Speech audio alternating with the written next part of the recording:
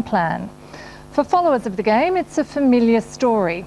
Soccer is one of the most popular football codes in the country, but poor administration, allegations of corruption and incompetence, and bitter factional struggles have prevented the game from developing. A few weeks ago, an independent inquiry recommended the existing board of Soccer Australia be replaced. But as Alan Sunderland reports, reform is proving quite a challenge.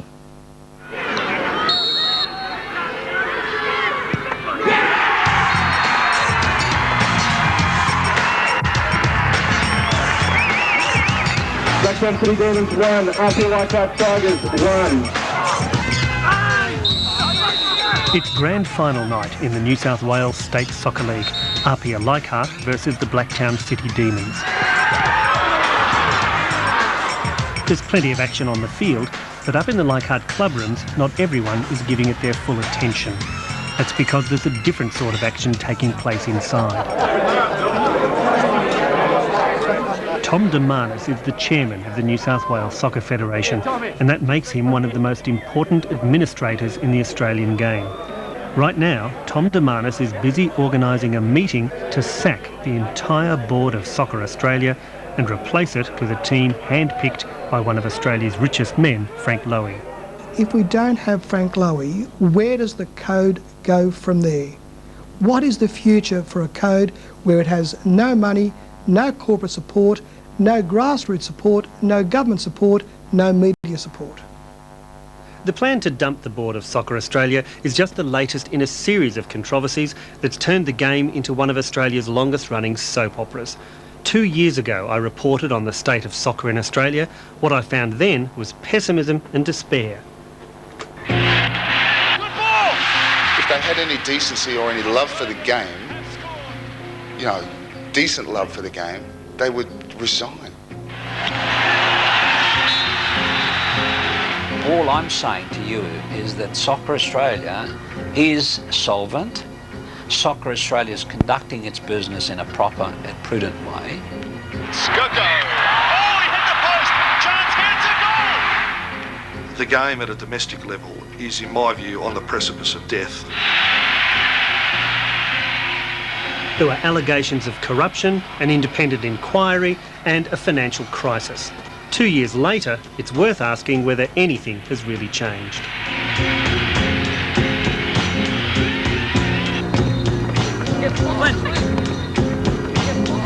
The problem facing Australian soccer has always been quite straightforward. It's the most popular code of football in the country, played and watched by millions. But despite that, the game at a national level has failed to attract sponsorship, television ratings or popular support. That means there's not enough money to develop the game properly or to help the Socceroos reach their potential. And the blame for all of this has always been put on bad administration. We have the whole international stage at our doorstep. We can't be part of that international stage because we don't have the financial means by which our national team can play the matches that they need to gain the experience and the exposure. Early this year, something finally happened which looked like the breakthrough Australian soccer needed. After all the wrangling, legal battles and boardroom coups, the board of Soccer Australia agreed to establish a sweeping, independent review into the game, the Crawford inquiry, backed by the Australian Sports Commission. Even better, the newly emerged chairman of the board, Remo Nogarotto, agreed to follow its recommendations, no matter how drastic. We are prepared to work with the Sports Commission, work through the process of the Sports Commission inquiry into this game, work through the set of recommendations, and then put those recommendations to the stakeholders, and if the stakeholders deem it appropriate that the board be collapsed and a fresh apparatus put in place, that's what will be done. Kate, are you a customer? The inquiry's findings, when they were handed down in early April, were explosive. The board of Soccer Australia was to be dumped, and a team led by Westfield boss and former soccer club president Frank Lowy was to be given 3 years and a free hand to completely restructure the way the game is run. Put simply, the committee is of the view that the existing structure does not work. It is disjointed and discredited. It is overly complicated and simply does not make sense in today's corporate world. But Everton's there. That should wrap it up for Australia. The support for this soccer revolution was overwhelming. Supporter groups backed it, the federal government backed it, and importantly, the players, who for so long had voted with their feet by leaving Australia in droves, also backed it. I think that the tide for change in Australian soccer is now irresistible. I think that the stakeholders that count the most, particularly the fans, have said enough is enough. I think the weight of public opinion is at an unprecedented level, and I think that that'll be the decisive factor.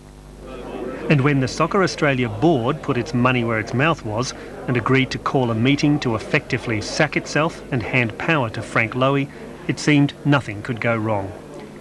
But then, of course, this being soccer, everything went wrong.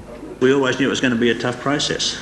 It is very hard to change structures, and I think one always knew there would be a vigorous debate. That's Sports Minister Rod Kemp making the understatement of the year at a Senate estimates hearing last week. He was there to explain why an unholy row had broken out between the Board of Soccer Australia and the Australian Sports Commission over the reform plan. Labor Senator Kate Lundy had a letter from Soccer Australia attacking the government and the Sports Commission for bullying them. It's a 3-page letter, sort of certainly initially responding to what they saw as the inappropriateness of a Sports Commission release, effectively slagging off Soccer Australia. Again, it is grossly inaccurate in a whole lot of issues and is attempting to, we believe, introduce a scare tactic into the process. The row brought into the public arena what soccer fans had known for weeks.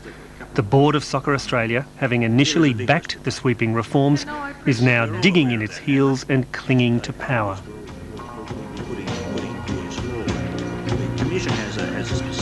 There are 7 members of the Soccer Australia Board, including Chairman Remo Nogarotto, who has long supported the reform agenda.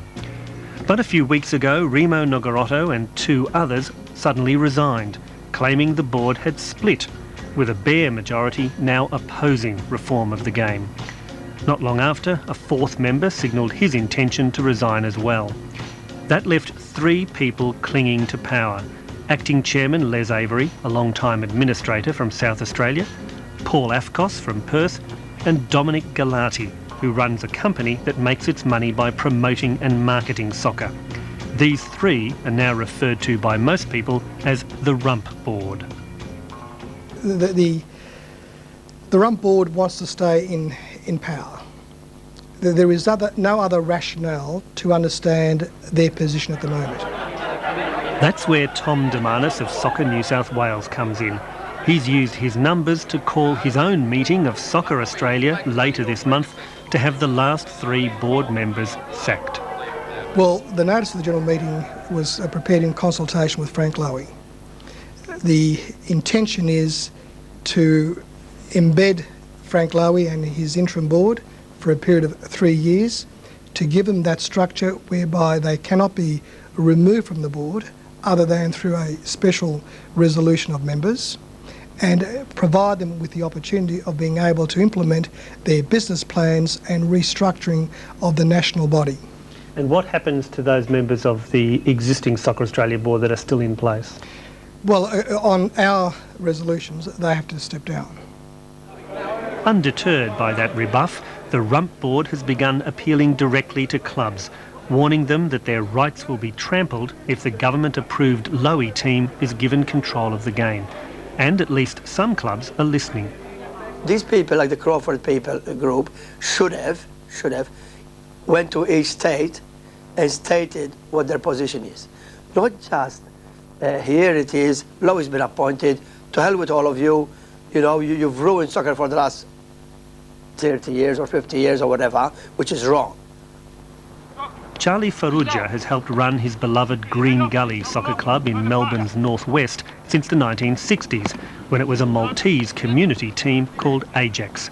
He's a traditional soccer man who doesn't understand why change at a federal level is needed. Nobody has explained anything to us. They've just nominated certain people. They're going to run soccer. And I think they're going to get a lot of credit for what this previous board has done. On one level, of course, Charlie Farrugia is right.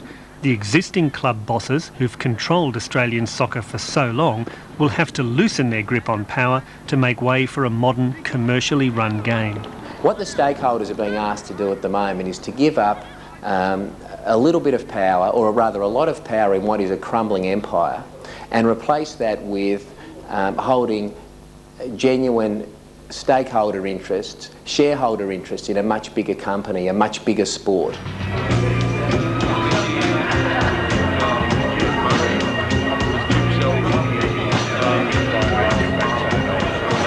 The three surviving board members of Soccer Australia won't talk to Insight. They won't tell us why they're opposing reform or what their vision for the future is. But behind the scenes, they're lobbying furiously to convince as many soccer stakeholders as possible to resist the Lowy Group.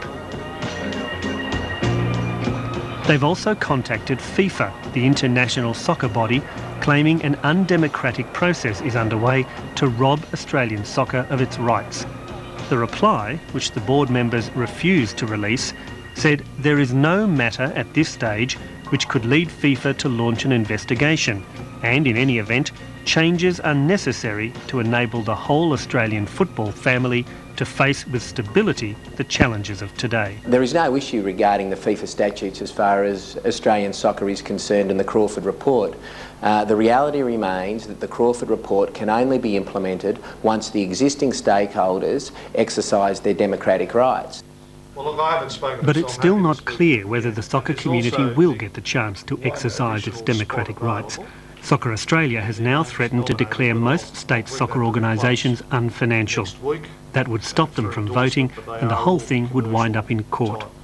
This new development has outraged the man behind the reform of soccer, David Crawford, and after keeping out of the row in recent weeks, tonight he's jumped in with both feet. I think that's very disappointing. Very disappointing. And I think that it is criminal that a small group of people are standing in the way of what the football community and the international football community are saying is necessary to be done. David Crawford says it's time for those who support reform to take action before the whole thing goes off the rails. The constituents out there, the members, need to start to lobby their voting members to ensure that the reform proposals are put forward and are considered and voted on by the stakeholders. The greatest fear, of course, is that any further delay might see the whole reform package collapse. Well, it's certainly not going to assist the process, it's going to delay the process, and it has the potential to have people like Frank Lowy say, why do I bother? Why do I spend my time and effort when I've got a small group of people playing games and who aren't acting in the interests of soccer as a whole? Oh, that's a brilliant run by Miller. Here is Murray. The grand final. A few days ago, the pinnacle of the National Soccer League, the grand final, was played out between Perth Glory and Sydney Olympic before a crowd of almost 40,000 people. But the real battle for the future of soccer is a much smaller affair. A handful of men in suits will carry out their battle for control of the game in boardrooms and perhaps even courtrooms over the next few days. Glory is as glory does. Perth Glory won the premiership, but it would take a brave punter to predict who'll win the bigger battle. They become the national champions.